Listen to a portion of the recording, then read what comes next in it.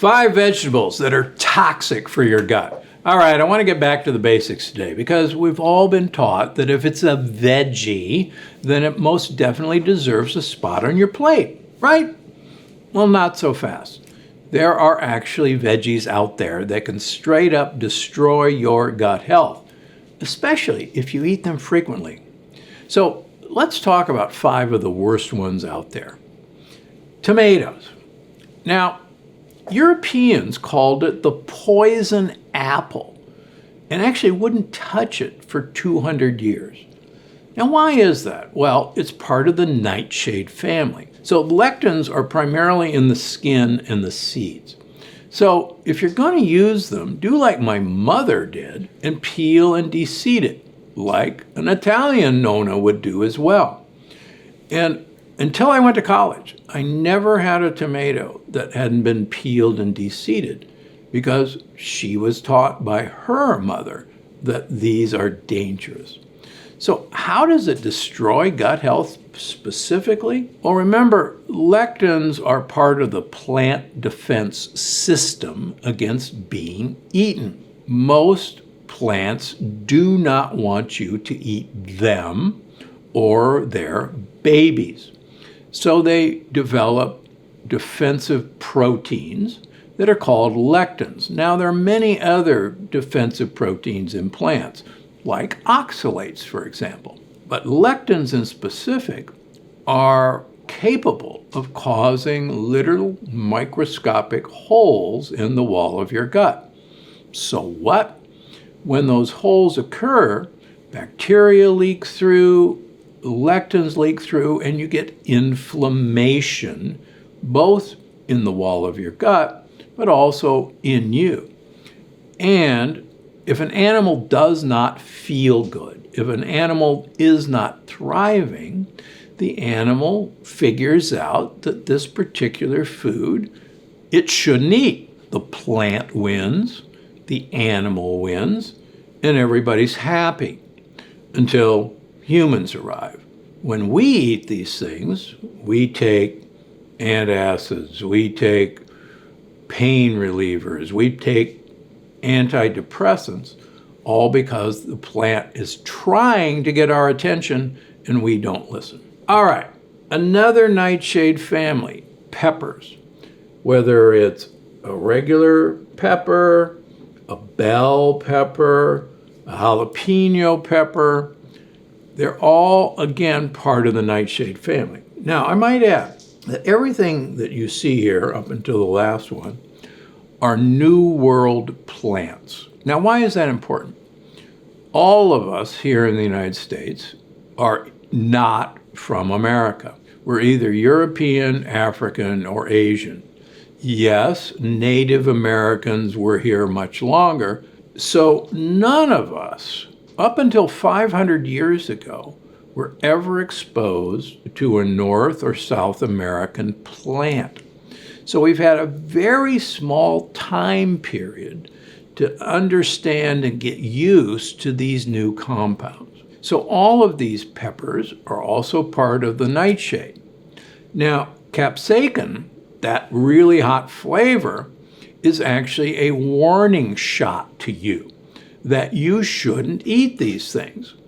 And quite frankly, we're the only animal that would take a second bite out of a jalapeno pepper for good reason. Bird peppers are called bird peppers because birds cannot taste that spice. And birds would be extremely useful to carry a small pepper, spread the seeds around, and that's why birds are very good for peppers. Now, paprika and cayenne are usually ground whole, skin, seeds, and everything. However, Hungarian paprika is a fermented food. And interestingly enough, for instance, the Southwest American Indians, who lived on peppers, always charred their peppers, peeled them, and then deseeded them before they either ate them or ground them into chili powder. So they knew how to handle what was a gut-destroying mischief maker. And again, why do these affect us? Because of the lectins that they contain, primarily in the peel and the seeds. All right, what about eggplant? It's also a nightshade, and it has the highest solanine of all the nightshades. Now, solanine is actually how the plant kills insects, which was plants' first predator. So all of these defense mechanisms were designed to keep insects from bothering them. An eggplant is essentially basically peel and seeds. So this one I can't save. So it really does not have a place in our diet. Okay, well, how about white potatoes? Well, white potatoes are also a nightshade from the Americas, originally from Peru. Now, this one was really, you'd never suspect this lowly potato as being, number one, a nightshade, but it's mischievous. So potatoes will actually spike your blood sugar faster than table sugar. Can you detoxify it? Well, yes and no. A lot of the lectins are in the peel. So peeling it will diminish the lectins. You can certainly pressure cook it, and a lot of my patients do. You can also cook it, then chill it, and then reheat it, which will actually lower the amount of mischievous sugar in it. You'll make resistant starches.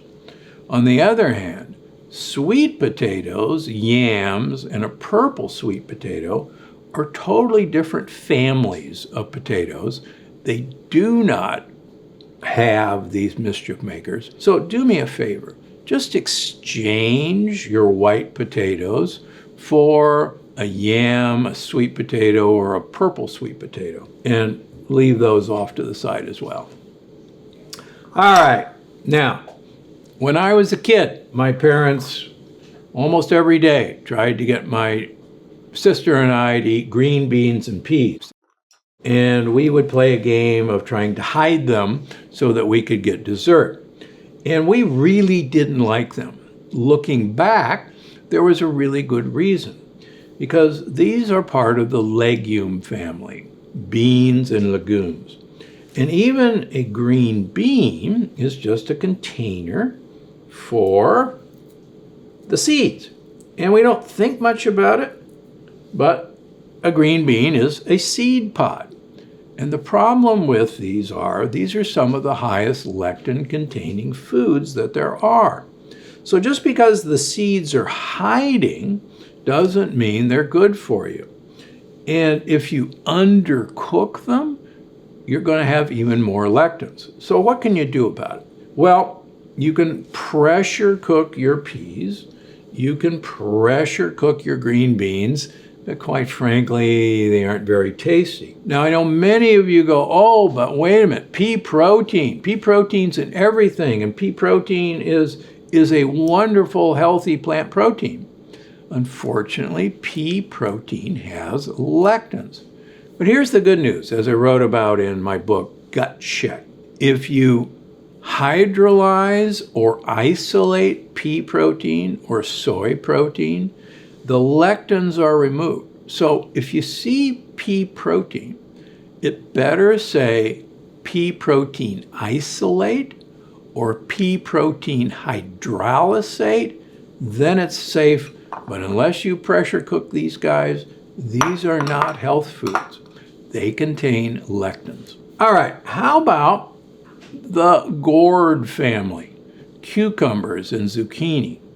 Now, cucumbers were originally from Persia. Zucchini is actually from America, the Americas. So in Europe, we usually see cucumbers peeled and deseeded. And squashes are often peeled and deseeded. Why? Because they also contain lectins. And cooking them does not get rid of it. putting it in zucchini bread makes one of the worst lectin bombs there is. If you ferment a cucumber, you will destroy the lectins. But almost all of our pickles are not fermented anymore. So if you're thinking, oh, a pickle is fermented, make sure you read the label, and it's got to say fermented, not brined. Same problem here. These are loaded with lectins. And unless you know how to handle them and detoxify them, these are some of the worst foods that you probably got in your refrigerator right now. And it's best to detoxify them by peeling and deseeding them or moving them out of your kitchen. That's it for today. See you next week.